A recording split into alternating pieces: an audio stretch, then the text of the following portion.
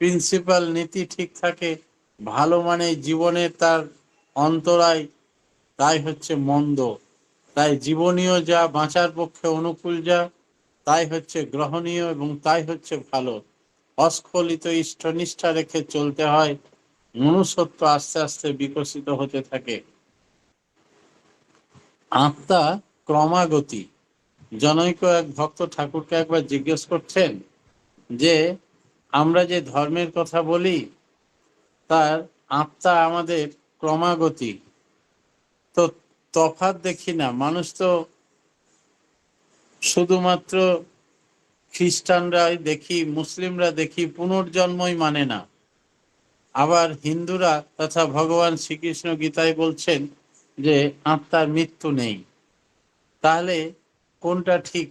শ্রী শ্রী ঠাকুর বললেন যে গীতায় আছে মানুষ যেমন জীর্ণ বস্ত্র পরিত্যাগ করে নতুন বস্ত্র গ্রহণ করে, আত্মা তেমনি জীর্ণ শরীর ত্যাগ করে নতুন শরীর ধারণ করে।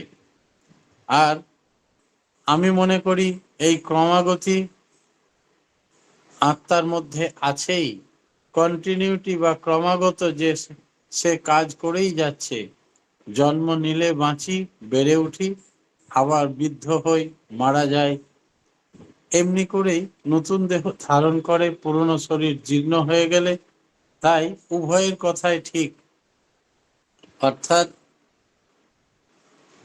পুনর্জন্ম সঠিক, আবার জন্মালে এই শরীরের আর মৃত্যু হয়ে গেলে আর নতুন জন্ম হয় না, একথাই ঠিক।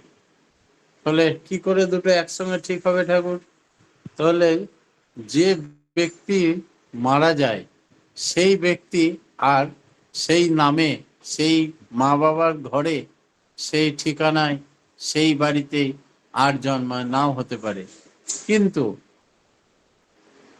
যে আত্মাটি ত্যাগ করে গেল শরীর, সেই আত্মাটি নতুন দেহ ধারণ করে এবং তার নতুন নাম হয়, নতুন মা বাবা হয়, নতুন দেশ, নতুন ভেষ, নতুন সব কিছু, চেহারা সব হতে পারে। কিন্তু যারা তাকে চিনতো, জানতো, তার স্বভাব, রুচি, পছন্দ, ঝোঁক, তারা দেখে ছোট থেকেই তার এই ঝোঁক আছে। তখন অনেকে বয়োবৃদ্ধরা বলে একেবারে দাদু, দাদু এটা খেতে ভালোবাসে, তো নাতিও ছোট থেকে এটার উপরে ঝোঁক আছে। এইভাবে এইভাবে ধরা যায়, অনুভব করা যায়। কিন্তু নাম ধাম তো চেঞ্জ হয়ে গেছে, সেই জন্য সেই ব্যক্তি তো আর আসেনি। সেই জন্য আত্মার মৃত্যু নেই, শরীরের তো মৃত্যু আছে। তাই দুটো ব্যাখ্যাতে ভুল, বাস্তবে দুটোই সঠিক সিদ্ধান্ত।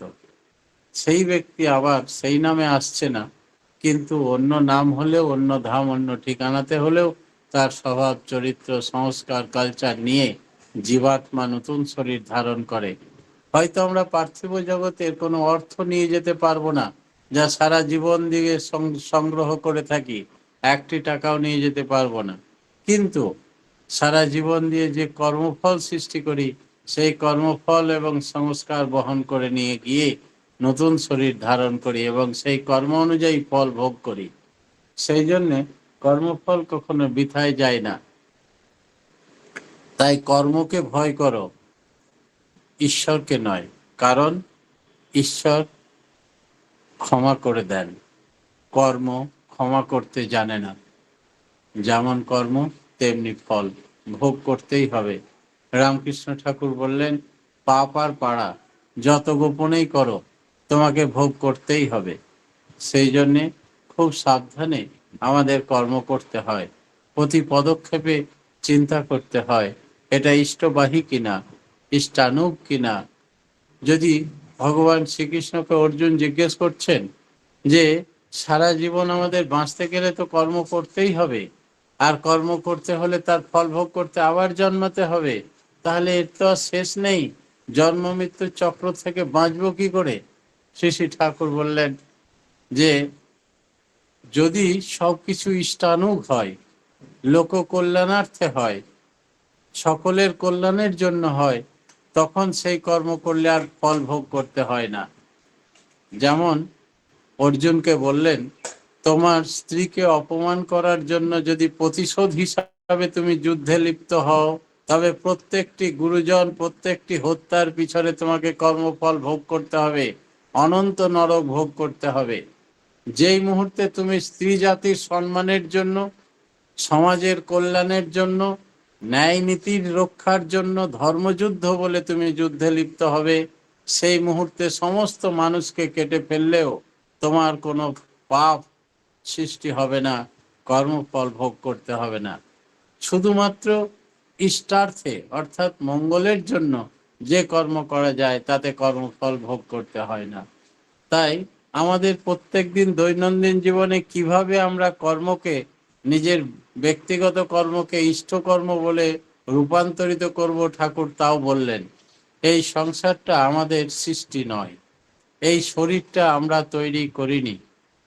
এই পরিবার আমি আসব এ কথা আমার জানা ছিল না, আমি কি কর্মে লিপ্ত হব সেটাও আমার জানা নেই। তিনি সব জানেন।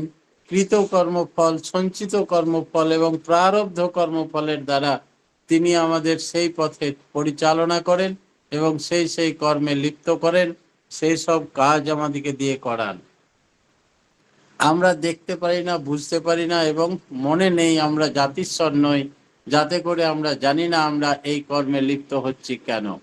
সব পূর্ব নির্ধারিত সঞ্চিত কর্মফল এবং প্রারব্ধ কর্মফল যদি খারাপ হয় তাহলে ঠাকুর আপনার দীক্ষা নিয়ে লাভ কি হবে?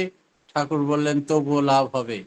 এই কৃত কর্মফল অর্থাৎ বর্তমানে যে কর্ম তুমি করবে সেটা প্রারব্ধ কর্মফল এবং পূর্ব জন্মের অভিশাপকেও কাটিয়ে দেয়। কিরকম? আমি একবার দীক্ষা দিতে যাচ্ছি লাভপুরে। গণেশ সাহা এক সহপ্রতি ঋত্বিক আমাকে ইনভাইট করে, বলে এখানকার এক হেডমাস্টার মশাই খুব অহংকারী ধনী ব্যক্তি, তারা আমাদের মুখ থেকে ঠাকুরের কথা শুনবে না, তাই আপনি আসুন, আমি বাড়িটা দেখিয়ে দিচ্ছি, আপনি ভেতরে যান, যদি পারেন। ওদের বংশের অভিশাপ হচ্ছে 50 থেকে 55-58 মধ্যেই সবাই মারা যায়, 60 হয় না। তাই ওনার এখন বয়স 55 চলছে, মৃত্যু অবধারিত সামনেই। তাই আপনি এই পয়েন্টে যাজন করবেন, আমি চলে যাচ্ছি, আমাকে দেখলে আসলে দরজা লাগিয়ে দেবে। আমি দরজায় কড়া নাড়াতেই হেডমাস্টার মশাই দরজার অর্ধেকটা খুলে মুখ বাড়িয়ে বললেন, সাদা ধুতি পাঞ্জাবি মানে অনুকূল ঠাকুর, আমরা কেউ দীক্ষা নেব না, বন্ধ করছি। দাঁড়ান দাঁড়ান, আমি সেই জন্য আসিনি। নিয়ে আচার্যদেব শ্রী শ্রী বরদার কথা মনে পড়ল যে কলিযুগের মানুষ একটা মাস্টার ডিগ্রি করলে সে নিজেকে খুব বড় শিক্ষিত মনে করে, তাই বাকি অশিক্ষিত মানুষের কাছ থেকে কিছু শুনতে চায় না, নিজেকে খুব জ্ঞানী মনে করে সেই অহংকারের দাপটে থাকে। আমি যখন জিজ্ঞেস করেছিলাম আপনি একটার পর একটা কোয়ালিফিকেশন বাড়িয়ে আমাকে এত এডুকেটেড করছেন কেন, ঠাকুর তো বেশি এডুকেশন পছন্দ করতেন না। শেষে বরদা বললেন, তোর লেজটাকে বড় করে দিলাম, যাতে করে যখন দেখবি লেজওয়ালা মানুষ তখন তোর লেজটা আগে খুলে দিবি, তোর বড় লেজ দেখে তখন সে মাথা নিচু করে দীক্ষা নিয়ে নেবে। বলে আগে। তাই আমি সেই অ্যাপ্লাই করলাম, বললাম আমি একটা কলেজের ইকোনমিক্সের হেড অফ দ্য ডিপার্টমেন্ট, আমি এসছি, আপনার এই এলাকাতে সব থেকে শিক্ষিত মানুষ আপনি, তাই আপনার সঙ্গে দুটো কথা বলবো বলে। আসুন আসুন বলে আমি বললাম যে আমি MA, MMA, LLB, B.Ed, PhD, আমি head of the department economics, LLB এইসব করে যখন বললাম, উনি তখন আমাকে সাদরে গ্রহণ করলেন, দুটো চেয়ার এনে বসতে দিলেন। তারপরে বললাম, ঠাকুর হচ্ছেন লেটেস্ট অবতার, গুরুর গুরু, যুগ পুরুষোত্তম। তিনি পূর্ব জন্মের অভিশাপ প্রারব্ধ কর্মফল কাটিয়ে দিতে এসেছেন। আপনার বংশে যেমন কেউ 60 বছর আসতে পারে না, 55-58তেই মারা যায়, দয়াল ঠাকুরের দয়ায় আমি এসছি আপনার বাড়িতে, সেই কর্মফল তিনি তুলে নেবেন, অভিশাপ তুলে নিতে এসছেন।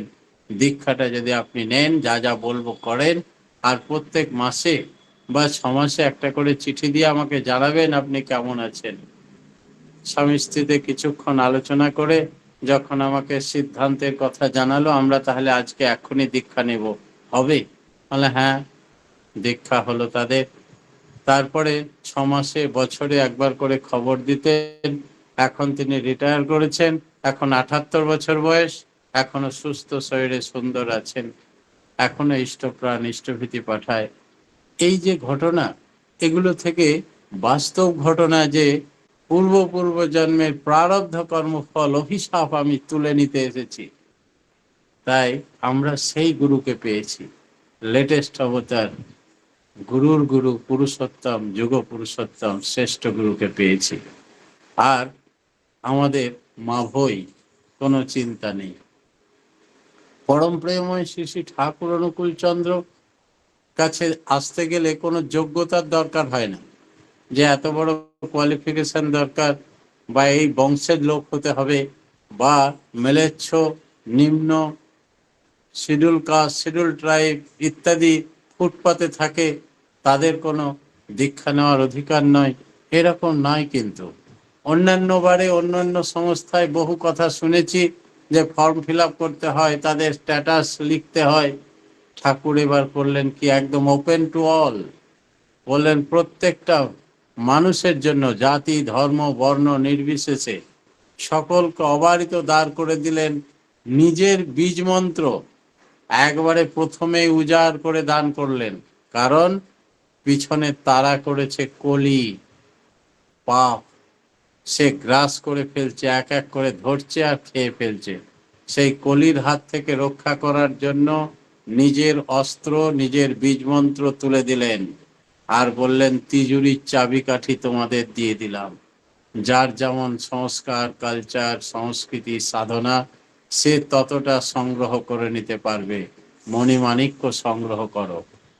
তাই এর আগে যখন চৈতন্য মহাপ্রভু রূপে তিনি চৈতন্য দান করছিলেন নদিয়ার ঘটে ঘটে, যখন তাকে মাতালরা মেরেছিল, নিতাইকে কলসির কানা, অজ্ঞান হয়ে পড়েছেন, রা রা বলিয়া নিতাই পড়িল ধরায়, তখন চৈতন্য মহাপ্রভু এসে সুদর্শন চক্রকে আহ্বান করতে যাচ্ছেন, তখন তার জ্ঞান ফিরে বললেন, না প্রভু, হিংসা নয়।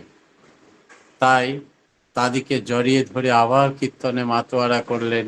হরে কৃষ্ণ নামে যারা মাতোয়ারা হয়ে পড়ে, তখন তাদের বেছে বেছে সৎমন্ত্রে দীক্ষা দেওয়া হতো। আর নিতাইকে বললেন, এই নাম নয় রে নিতাই, আর এক নাম আছে, এই নাম নিয়ে যায় সেই নামের কাছে। তাই তিনি আসল বীজ তখন দিতেন। এবার আর বাছাবাছির সময় নেই, কারণ তিনি এসছেন ঘোর কলিতে। এখন মানুষকে রক্ষা করাই একমাত্র উদ্দেশ্য। সেই জন্য তিনি ডাইরেক্ট প্রথমেই বীজ মন্ত্র দিয়ে দিলেন, আর নিজের বীজ মন্ত্র এমনভাবে অপামর মানুষের মধ্যে দান করলেন, যাতে করে যার ভেতরে একটু সংস্কার, কালচার, কৃষ্টি আছে, পূর্ব জন্মের কোনো জন্মের সাধনা থাকে, তাহলে সে কিন্তু এখান থেকে দাঁড়িয়ে যাবে। সব থেকে বড় দান ধর্মদান, তাই তিনি ধর্মদান করার কথা বললেন। শ্রী শ্রী ঠাকুরকে জিজ্ঞেস করা হলো যে এই কলিহত প্রাণ, যেখানে মানুষ ইংলিশ মিডিয়ামে পড়ছে, বিদেশে গিয়ে শিক্ষাদান করছে, ছেলেদের নিয়ে কি করে দাঁড় করাবে জীবনে, সব থেকে ভালো শিক্ষা কি করে লাভ হবে, এই বিষয়ে আপনার মতামত বলুন। শ্রী শ্রী ঠাকুর বললেন যে আমার মতে যজন যাজন ইষ্টভৃতি সস্তায়নী সদাচার, এইটুকু পরিপালন করলেই হবে। যে মিডিয়ামেই পড়ুক, সব বাদের শ্রেষ্ঠ বাদ হচ্ছে জীবনবাদ, সত্তাবাদ। তাই নিজের সত্তাকে সজীব সজাগ রাখো। শুধু অর্থের পিছনে ছুটলে হবে না, পরমার্থের পিছনেও ছুটতে হবে। পরমার্থই মানুষকে ঈশ্বরের কাছে পৌঁছে দেবে। প্রত্যেকটা মানুষের জীবনের উদ্দেশ্য, you are for the lord, not for others, you are for the lord and so for others. তাই ঈশ্বর প্রাপ্তির মুহূর্তই হচ্ছে ওই পরমার্থ। তাই পরমার্থকে ইগনোর করে আজকে স্কুল কলেজের শিক্ষা, সে উচ্চ শিক্ষায় শিক্ষিত হলেই যে সে সাত্ত্বিক এবং আধ্যাত্মিক চেতনা সম্পন্ন মানুষ হবে, বিবেক বুদ্ধি সম্পন্ন মানুষ হবে, কোনো প্রলোভন তাকে হাতছানি দেবে না, প্রবৃত্তির দাস হবে না, তার কোনো গ্যারেন্টি নেই। কারণ ইউনিভার্সিটিতে বা স্কুল কলেজে সেই শিক্ষা দান করা হয় না। তারা নিজেরাই প্রবৃত্তির চলনে চলেন এবং নিজেরাই নিজের গণ্ডিবদ্ধ অবস্থায় আছেন। শুধুমাত্র লিটারেসি, শুধুমাত্র কিতাবি জ্ঞান ছাড়া তাদের কোনো সত্তার জ্ঞান এবং তাদের কোনো আধ্যাত্মিক চেতনা তাদের কোনো বাইন্ডিংস নিজেদের চালচলনে নেই, জানা নেই, তাই শিক্ষার মধ্যেও সিলেবাসের মধ্যেও নেই। সেই কারণে পূর্ণ শিক্ষিত তারা হতে পারে না, তারা লিটারেট হতে পারে। তাই ঠাকুর বললেন শিক্ষা এবং এই এডুকেশন এই দুটো আলাদা জিনিস। এডুকেটেড হলেই সে সর্ব বিষয়ে শিক্ষিত হবে না। ঘরের শিক্ষা সুষ্ঠু না হলে শিষ্ট জীবন হয়ই না। আর আধো কথার সময় থেকে করে করিয়ে যা শেখাবি, সেইটি হবে উত্তম ছেলের, হিসাবে চল নয় পস্তাবি। তাই ছোটবেলা থেকেই দুবেলা নাম, ধ্যান, প্রার্থনা, ইষ্টভৃতি এগুলো ছেলেপিলেদের মধ্যে চালিয়ে দিতে পারলে তাদের মনুষ্যত্বের বুনিয়াদ তৈরি হয়। তা যদি না করা যায়, তার ফল আজকে ঘরে ঘরে আমরা দেখছি। নতুন প্রজন্ম ইষ্টের প্রতি, আদর্শের প্রতি ভক্তি, শ্রদ্ধা, ভালোবাসা তার বন্ধনে আবদ্ধ হতে চায় না, যাতে করে মানুষের উচ্ছৃঙ্খল জীবন আর এই অনিয়ন্ত্রিত জীবনের ফলে অশান্তিতে ছারখার হয়ে যাচ্ছে এক একটি পরিবার। রামকৃষ্ণ ঠাকুর বললেন চারা গাছেই বেড়া দিতে হয়, না হলে সেই চারা ছাগল গরুতে মুড়িয়ে খেয়ে নেয়, আর সে জীবনে বড় হতে পারে না। অনেক নেশাগ্রস্ত হয়ে যায়, সঙ্গ দেশে কুপথে চলে যায়, বিপথে চলে যায়, বংশের কুল মান মুখ সব বিসর্জন দিয়ে দেয়। আর এই চারা গাছে বেড়া দেওয়া মানে আদর্শের সঙ্গে যুক্ত করে দেওয়া। তাই ঠাকুর বললেন 5 বছর বয়সে নাম দিয়ে দাও, 12 বছর বয়সে আনুষ্ঠানিকভাবে দীক্ষা দাও। আর নামের কোনো, নাম করার কোনো সময়সীমা থাকবে না। 24 ঘন্টা নামের অনল জালো। আর এছাড়াও উষা নিশায় মন্ত্র সাধন, চলা ফেরায় জপ, যথা সময় ইষ্ট নির্দেশ, মুক্ত করায় তপ। এই যেন প্রত্যেকের নির্দিষ্ট সময় থাকে।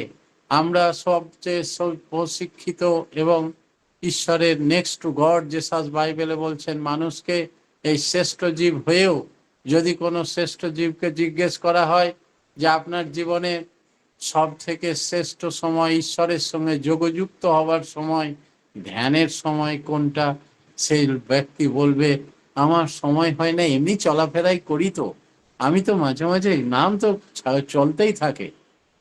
আচার্যদেব শ্রী শ্রী বরদা বললেন চলাই ফেরাই নাম যাই করো না, নির্দিষ্ট সময়ে স্থিরভাবে যদি ধ্যানে না বসো দুবেলা, তবে তুমি ঠাকুরকে বুঝতেই পারবে না।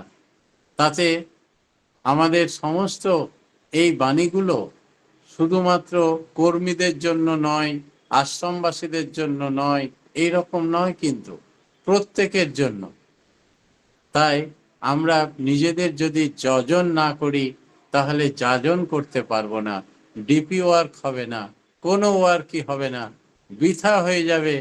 তখন আমরা পোকা লাগা বেগুনের মতো সব জায়গাতেই আমাদের ত্রুটিযুক্ত, ত্রুটি মুক্ত হতে পারবো না। তাই সিদ্ধ নয় মন্ত্র দেয়, মারে মরে করেই ক্ষয়। নিজে সিদ্ধ না হয়ে যে লোককে মন্ত্র কয়, নিজের করে সর্বনাশ আর যজমানেরও ক্ষয়। তাই আমাদের প্রত্যেককে তিনি সিদ্ধ হয়ে উঠতে বলছেন। আচার্যদেব শ্রী শ্রী বরদা বললেন দীক্ষা নেওয়ার সময় 3 রকম ভাবে নাম হয়। তো প্রথম দীক্ষা নিয়ে ফুসফাস করে আওয়াজ হয় বীজ মন্ত্র করলেই, একটু যখন পেকে যায় তখন প্রত্যেক শ্বাস প্রশ্বাসের মধ্যে নাম হয়, আর একটু যখন অভ্যস্ত হয়ে পড়ে তখন প্রতি প্রাণস্পন্দনে নাম হয়। একে বলা হয় সুরত সাধনা। এই সুরত সাধনার কথা শুধুমাত্র শ্রী শ্রী ঠাকুরই বলেছেন বাংলাতে। এর আগে চাল ছিল না এই সুরত সাধনার কথা, বাঙালিরা জানতো না। এই সুরত সাধনায় যারা সব সময় নাম করতে থাকে, শয়নে স্বপনে কথা বলতে ঘুমাতে সবসময় অন্তরে নাম হতে থাকে প্রতি প্রাণস্পন্দনে, তখন তারা বাকসিদ্ধ হয়ে ওঠে। তাই প্রত্যেকটি মানুষকে আমাদের বাকসিদ্ধ করে তুলতে চাইলেন, প্রত্যেকটি মানুষকে দেব মানুষ পরিণত করতে চাইলেন, প্রত্যেকটি মানুষকে ব্রহ্মী মানুষে পরিণত করতে চাইলেন এবং নির্মল চৈতন্য রাজ্যে পৌঁছে দিতে চাইলেন। মা মিহস্য মা জহি, এই জীবনেই যেন সফল হয়। যে কথা আমরা জানি শ্বেতসাত্ত্ব উপনিষদকে শ্রেষ্ঠ উপনিষদ বলা হয়, তার ঋষি 20 নম্বর শ্লোকে বলছেন পরম ব্রহ্ম পরমেশ্বর পরমাত্মা যখন ধরার বুকে আসেন, তখন তিনি যখন সৎমন্ত্র দান করেন, তার সৎমন্ত্রে যারা দীক্ষা পায় তারা অত্যন্ত ভাগ্যবান। কারণ সত্য তেতা দাপর যুগের মতো জঙ্গলে গিয়ে 200-500 বছর ধরে তাদের সবকিছু ত্যাগ করে তপস্যায় ব্রতী হতে হয় না। শুধুমাত্র তার আদেশ নির্দেশ পরিপালনের মাধ্যমে এই জীবনে ঈশ্বর প্রাপ্তি সম্ভব হয়। তাই সৎসঙ্গীদেরই সেই সুযোগ রয়েছে, তাই সৎসঙ্গীরা অত্যন্ত ভাগ্যবান। শ্রী শ্রী ঠাকুর আমাদের প্রত্যেকটি মানুষকে কি করলে আমরা সাধনায় সিদ্ধি লাভ করব, সেরিব্রম, সেরিবেলাম, মেডুলা অবলঙ্গটা, 3টি স্তরে ব্রেন সেলকে একটি পর্দার মাধ্যমে পৃথক করা আছে। লক্ষ লক্ষ ব্রেন সেল মারা যায় সাধনার অভাবে। আমরা যদি কেন্দ্রায়িত হয়ে না চলি, আমাদের মাথায় যদি সবসময় ইষ্ট চিন্তা, ইষ্ট কাজ, ইষ্ট কর্ম, ইষ্ট নাম সবসময় চলতে থাকে, ইষ্টমূর্তি, ইষ্ট ভাবনা, তবে আমাদের কোনো অনিষ্ট হতে পারে না। আর তা যদি না করি, তাহলে এমনি সাধারণ মানুষের মতো ব্রেন সেল এমনি সুপ্ত হয়ে মৃতপ্রায় হয়ে থাকে। তাই নাম ধ্যান করলে যেমন বুদ্ধি সজাগ হয়ে উঠে, ব্রেন সেল সজাগ হয়, নার্ভ সজাগ থাকে, স্মৃতিশক্তি বেড়ে যায়, জাতিস্বর হওয়া যায়, অনেক রোগ শোক দুঃখ দুর্দশা অভাব অনটন চলে যায়, মৃতপ্রায় এবং মৃত ব্যক্তি বেঁচে ওঠে। আমরা তার প্রমাণ দেখেছি কুষ্টিয়াতে 32 বেডের নাম ধ্যান হসপিটালের মাধ্যমে। যে ডাক্তার জবাব দিয়ে দিয়েছে বা ডেথ সার্টিফিকেট দিয়ে দিয়েছে অল্প অল্প বয়সী অক্ষত বডি, সেগুলোকে ধরে নিয়ে এসে 4-5 জন গুরু ভাই কন্টিনিউ 2 দিন 3 দিন 4 দিন 5 দিন নাম করলে আবার প্রাণস্পন্দন ফিরে আসে, আবার শ্বাস প্রশ্বাস পড়ে, সুস্থ হয়ে উপযুক্ত পথ্য দিয়ে তাকে হাঁটিয়ে বাড়ি পাঠিয়ে দেয়। এই ছিল নামধান হসপিটালের কাজ। তাই আমরা সেই বীজ মন্ত্র পেয়েছি যাকে বলা হয় মৃত সঞ্জীব, যে মরা মানুষকে বাঁচাতে পারে, পৃথিবীর বুকে বিরল ঘটনা। আজকে আমরা সেই অমৃত সুধা পান করার সুযোগ পেয়েছি। পরম পিতার রাঙারাতুল চরণে প্রত্যেকের সার্বিক মঙ্গল প্রার্থনা জানিয়ে আমার ক্ষুদ্র বক্তব্য এখানে শেষ করলাম। জয় গুরু। জয় গুরুদাদা। আমার দেবপ্রসাদ ব্যানার্জি দাদা আমার প্রধান আচার্যদেব শিশি বর্দার সঙ্গ করা, ওনার সান্নিধ্য লাভ করেছেন। তার কারণ আমরা তো ঠাকুর কিবা বর্দাকে এই নয়নে দেখার মতন সুযোগ পাইনি, কিন্তু বুঝতে পেরেছি ওনারা ওনাদের সঙ্গ করা মানুষের মুখে ইষ্ট প্রসঙ্গ শোনা খুবই সুন্দরভাবে ইষ্টবিধি কি করতে হবে, কেমন করতে হবে শুরু করলেন। আমাদের জীবনে কি করে চলার রাস্তাগুলো চলতে হবে পরম পিতাকে। আমরা মৃত সঞ্জীবনী যে মন্ত্র সেটা পেয়েছি এত সুবিধাতে, হাজার হাজার বছর ধরে যারা তপস্যা করে যে মন্ত্রটিকে পাওয়ার জন্য চেষ্টা করতে, আমরা সৎসঙ্গী, সত্যি দাদা বললেন সৎসঙ্গী আমরা খুবই ভাগ্যবান, অল্প মানে সুবিধাতে পেয়ে গেছি সেই মৃত সঞ্জীবনী। দাদা আমার প্রণাম গ্রহণ করবেন। তার সঙ্গে আপনি শ্রী শ্রী ঠাকুরের সভাপতি ঋত্বিক, আপনার কি আর ইষ্টচ্ছল মঙ্গল করতে পারবো আমি? তাও আমি পরম পিতার কাছে প্রার্থনা করি আপনার সুস্থতা কামানোর জন্য, এইভাবে আমাদের যাজিত করার জন্য, এই যে মূল্যবান সময়টিকে দিলেন আমাদের যাজিত করার জন্য, আপনাকে খুব খুব ধন্যবাদ জানাই। তার